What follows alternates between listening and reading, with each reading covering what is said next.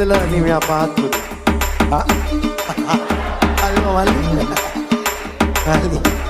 මේ ඔයාගේ ගර්ල්ෆ්‍රෙන්ඩ් බුදු අම්මෝ ඔයාගේ ලස්සන මල්ලි පොඩ්ඩක් අර කොලේ අවුලංගෙන්